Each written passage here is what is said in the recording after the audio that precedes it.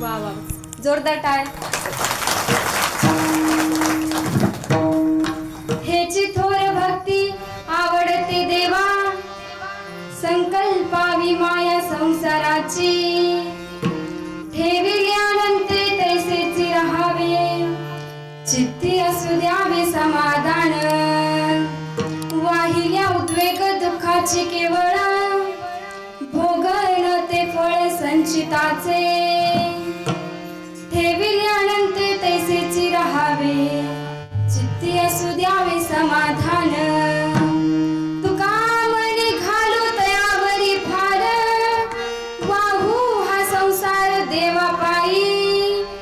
ठेविले अनंते तैसेची राहावे, चित्ती असू द्यावे समाधान. विठ्ठल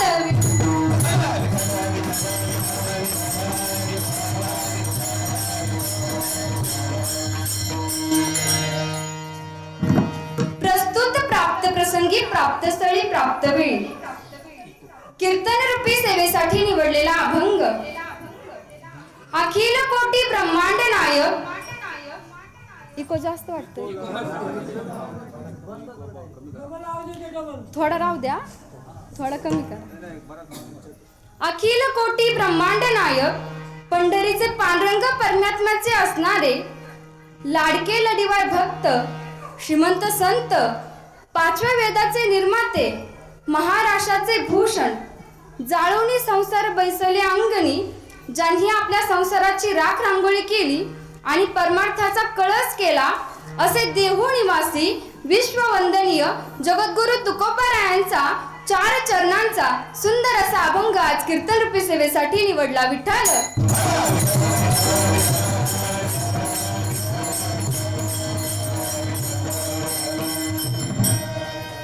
कीर्तनाला सुरुवात करण्या अगोदर अल्पसा हा परिहार द्यायचा, तो असा. वरुडे तांबेवाडी या ठिकाणी गणेश उत्सवानिमित्त आयोजित केलेला हा अखंड हरिनाम सप्ताह, वर्ष 27वे आणि दुसऱ्या दिवसाची कीर्तन रूपी सेवा माझ्यासारख्या पामराला प्राप्त झाली.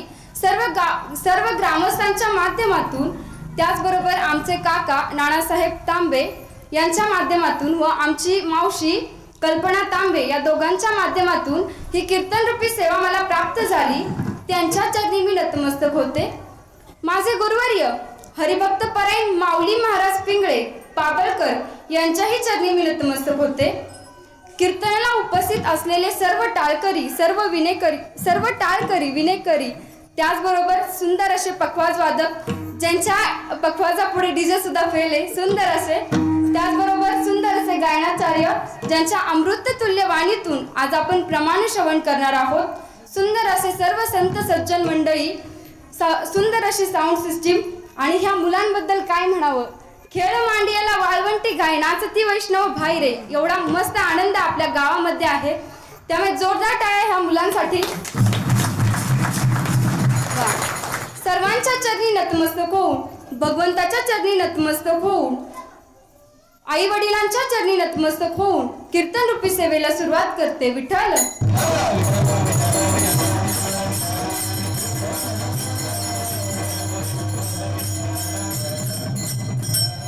हेची थोर भक्ती आवडते देवा, संकल्पावी माया संसाराची. आता देवाला काय आवडतं? देवाला आवडतं ते भक्त. मग आता भक्त कोणत्या प्रकारचे असले पाहिजे? भक्ताचे प्रकार कोणते? आता मी जर तुम्हाला विचारलं तर तुम्ही काय म्हणसाल? महाराज, आम्ही तुम्हाला या ठिकाणी त्यासाठीच आणलो आहे. आम्हाला जर माहिती असतं तर आम्ही तुम्हाला कशाला बोलवलं असतं, बरोबर आहे ना? असू द्या. असंच आम्ही एका ठिकाणी कीर्तनासाठी गेलेलो आणि कीर्तन झाल्यानंतर आम्हाला एका ठिकाणी घरी जेवणाची व्यवस्था होती आणि जेवणासाठी आम्ही गेलेलो आणि जेवण करत असताना तिथं छोटी मुलं होती, आपली 5वी 6वी 7वी पर्यंतची. त्या मुलांना मी सहज विचारलं, काय रे मुलांना, तुम्ही आज कीर्तनाला आले नव्हते का? माझं कीर्तन होतं, मग तुम्ही कीर्तनाला आले नव्हते का? त्यातला एक मुलगा म्हणाला, अहो महाराज, आम्ही सगळ्यात अगोदर कीर्तनाला आलो होतो. आता मी म्हटलं, सगळ्यात अगोदर येणारी मंडळी कुठे बसते? सगळ्यात पहिल्यांदा. मग मला प्रश्न पडला, तुम्ही सगळ्यात अगोदर आले परंतु मग दिसले का नाही मला? मग असं त्यांना विचारलं तर त्यातला एक मुलगा म्हणाला की महाराज, आम्ही सगळ्यात अगोदर आलो परंतु सगळ्यात शेवटी बसलो. आता मला तर प्रश्नच पडला की सगळ्यात अगोदर येणारा माणूस सगळ्यात पहिल्यांदा बसतो. मग हा सगळ्यात अगोदर येणारे मुलं शेवटी का बसले असं मी त्यांना विचारलं. मग त्यातला एक मुलगा सांगू लागला की महाराज, आम्ही जर सगळ्यात अगोदर कीर्तनाला आलो आणि सगळ्यात पुढे जर कीर्तनाला बसलो तर तो कीर्तनकार कीर्तन सोडून आम्हालाच प्रश्न विचारित बसतो. विठ्ठल.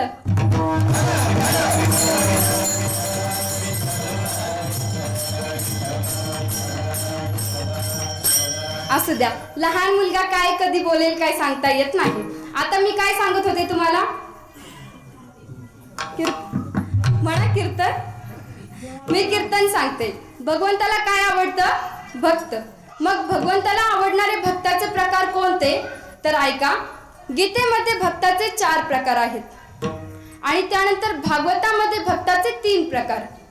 आता गीतेमधले भक्ताचे प्रकार कोणते? ऐका. पहिला प्रकार तो म्हणजे अर्थ. इको थोडं जास्तच वाटतंय. पहिला प्रकार म्हणजे अर्थ, त्यानंतर दुसरा प्रकार म्हणजे अर्थार्थी, त्यानंतर तिसरा प्रकार म्हणजे जिज्ञासू आणि चौथा प्रकार म्हणजे ज्ञानी. हे झाले गीतेमधले भक्ताचे प्रकार. आता भागवतामधले भक्ताचे प्रकार कोणते? ऐका. भागवतामधले भक्ताचे प्रकार. पहिला प्रकार उत्तम, त्यानंतर अधम आणि तिसरा प्रकार म्हणजे भागवतामधला पहिला प्रकार म्हणजे उत्तम, त्यानंतर मध्यम आणि त्यानंतर अधम. हे झाले सगळे भक्तीचे प्रकार. आता भक्तीचे प्रकार झाले, परंतु ह्या भक्तांकडून भगवंताला कशाची अपेक्षा असते? तर ह्या भक्ताकडून भगवंताला भावभक्तीची अपेक्षा असते, भगवंताला प्रेमाची अपेक्षा असते. थोर प्रेमाचा भुकेला किती शबरी मातेची उष्टी बोरं खाल्ली. आता आपण दृष्टांत पाहू. ऐका. शबरी माता जातीची भिल्ली नव्हती, परंतु अत्यंत धार्मिक, श्रद्धावन, प्रेमळ अंतकरणाची. आणि शबरी माता मातंग ऋषींची सेवा करायची. पुढे मातंग ऋषी निजधामाला जायला निघाले, परंतु शबरी माता आता शोक करू लागली.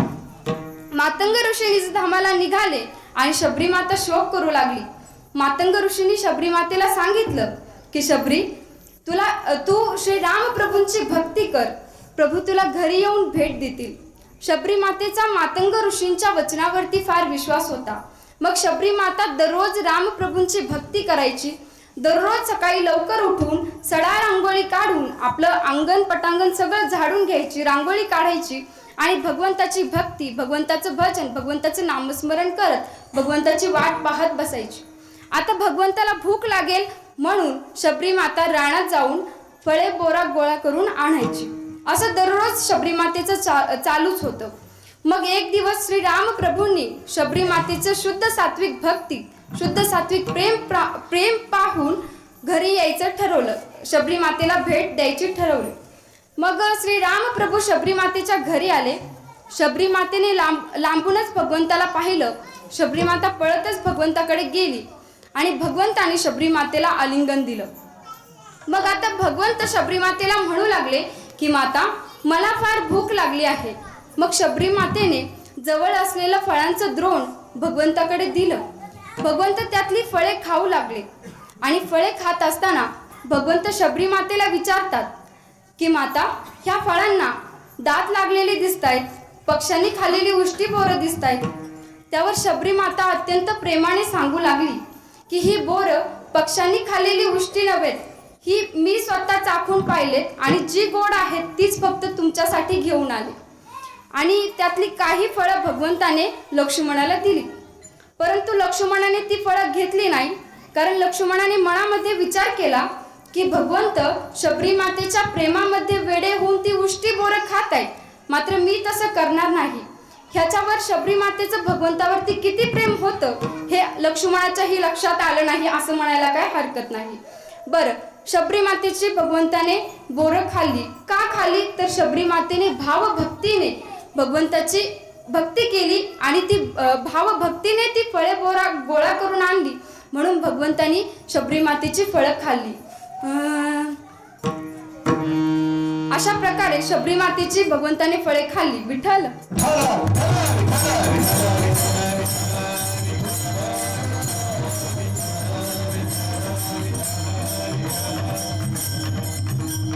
महिमा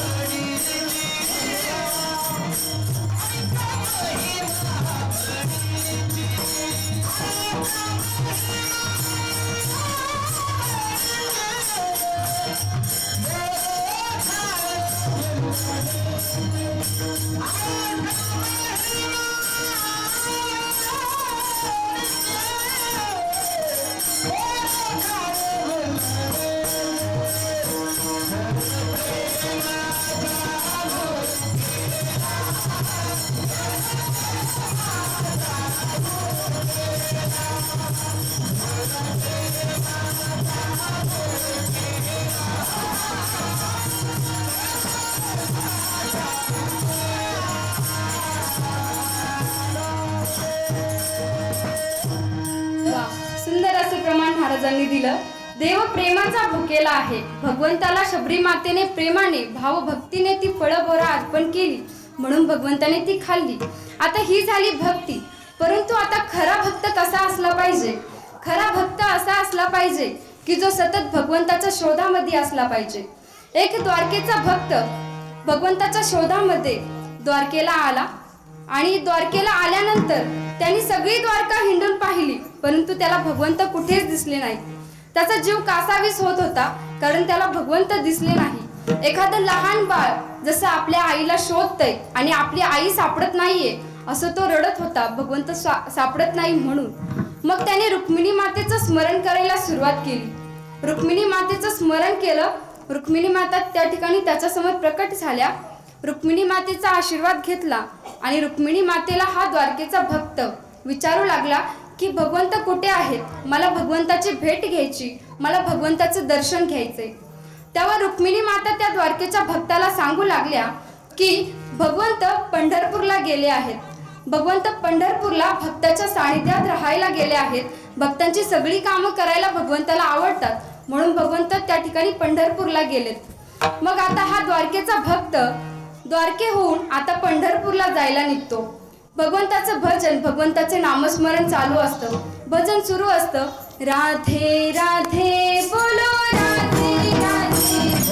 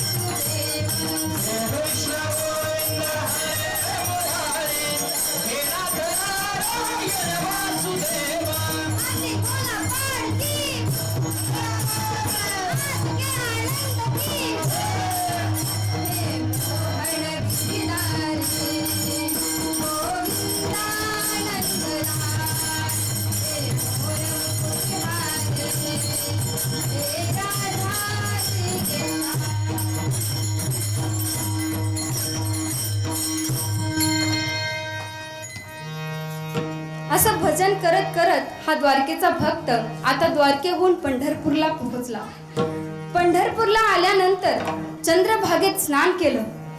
चंद्रभागेमध्ये स्नान करून भक्त पुंडलिकाचं दर्शन घेतलं. हा द्वारकेचा भक्त द्वारकेहून पंढरपूरला आला आणि पंढरपुरात आल्यानंतर चंद्रभागेत स्नान केलं आणि चंद्रभागेमध्ये स्नान करून भक्त पुंडलिकाचं दर्शन घेऊन रावळात आला.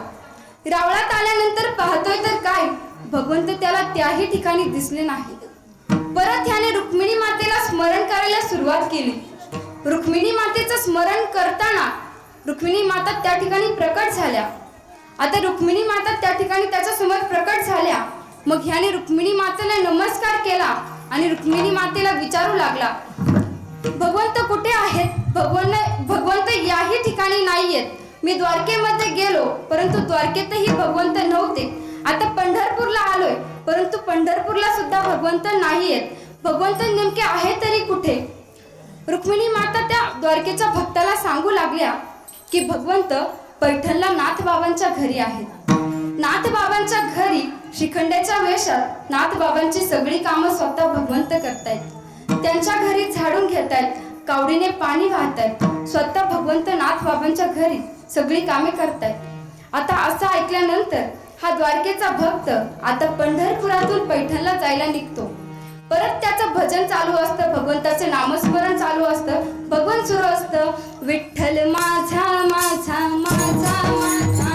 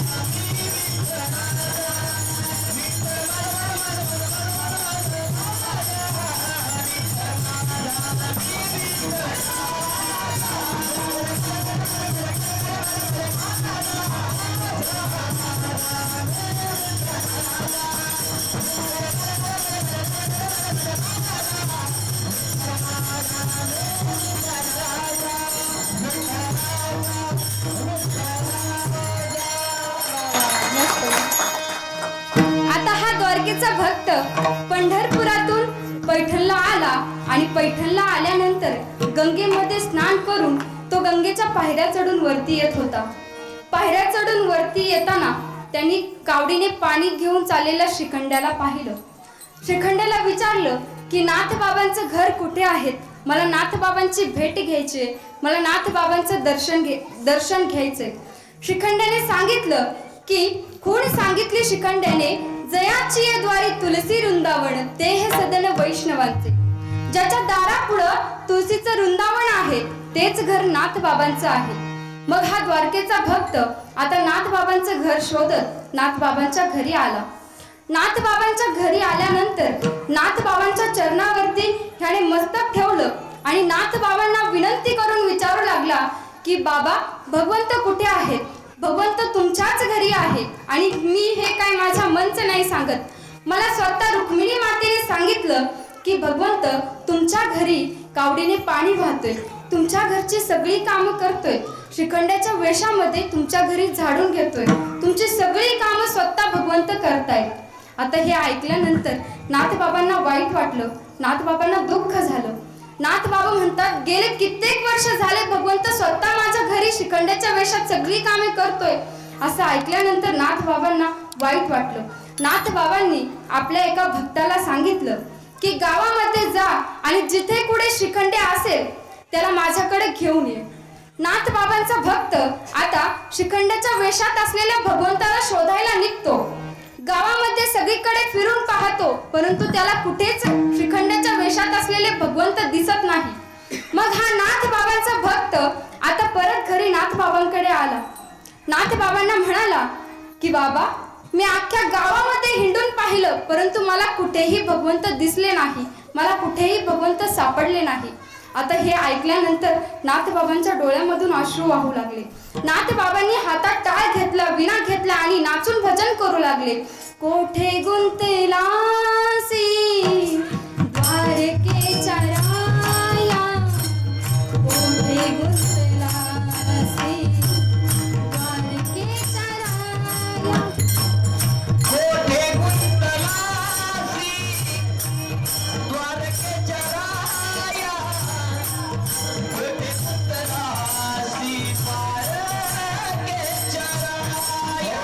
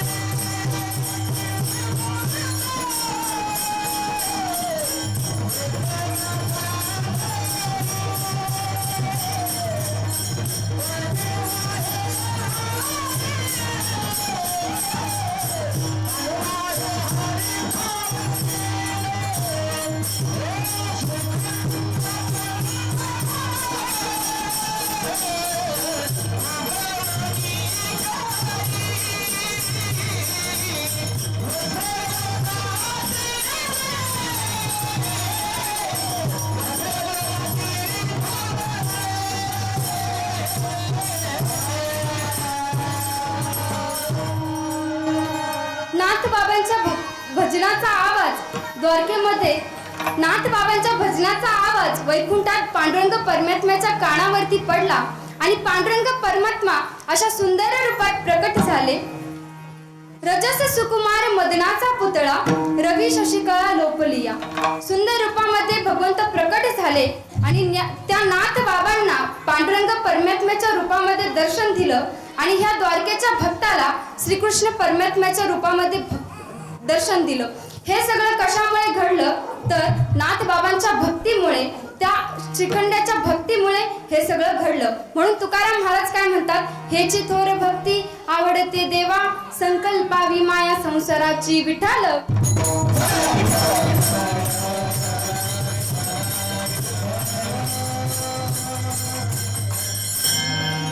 आता आपल्या इच्छा जसा बदलत जातात तसा आपल्या भक्तीमध्ये सुद्धा बदल होतो.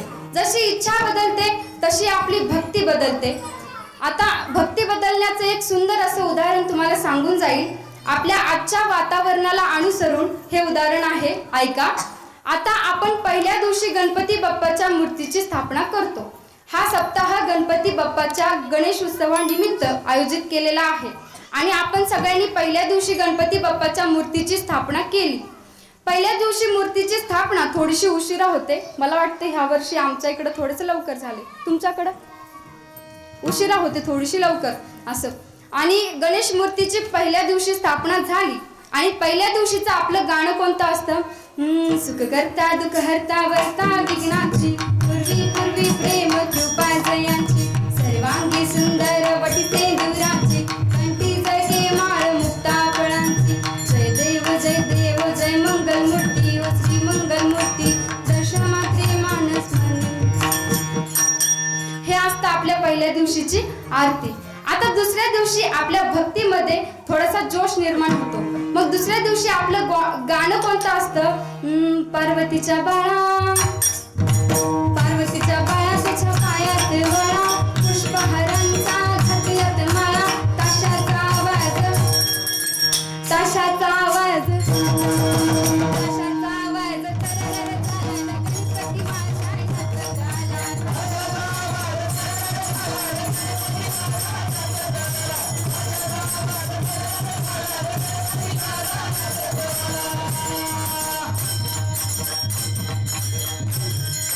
हे असतं आपल्या दुसऱ्या दिवशीचं गाणं.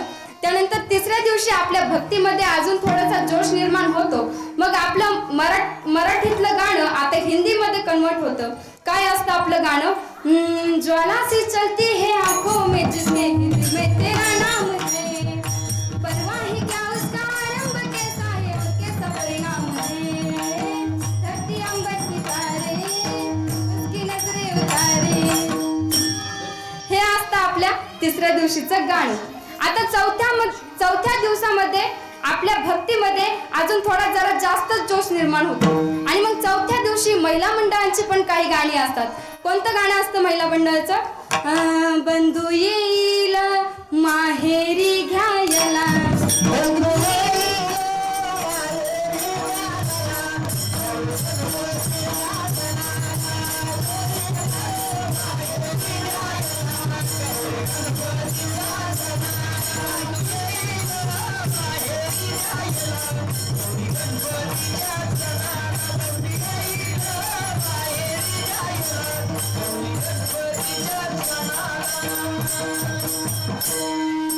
आता चौथ्या दिवसापर्यंत एकदम सगळं कसं असतं, ओके असतं.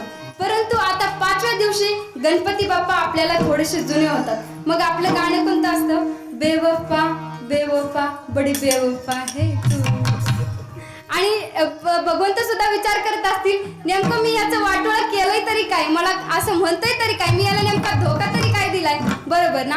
नाहीतर मग आपलं गाणं कोणतं असतं, जाने मेरी जाने मन बचपन का प्यार मेरा भूल नहीं जाना रे. हे असतं.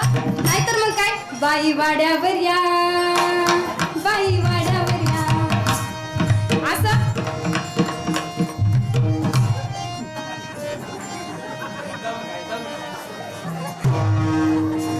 विठ्ठल.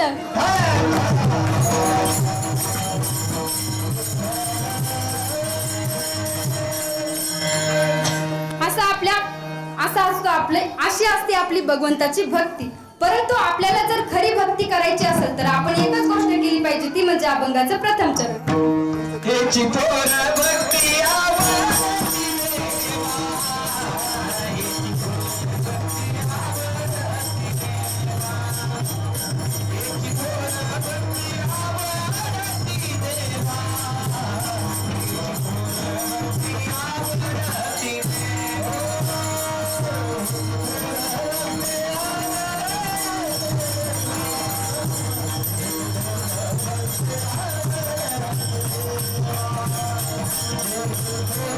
Thank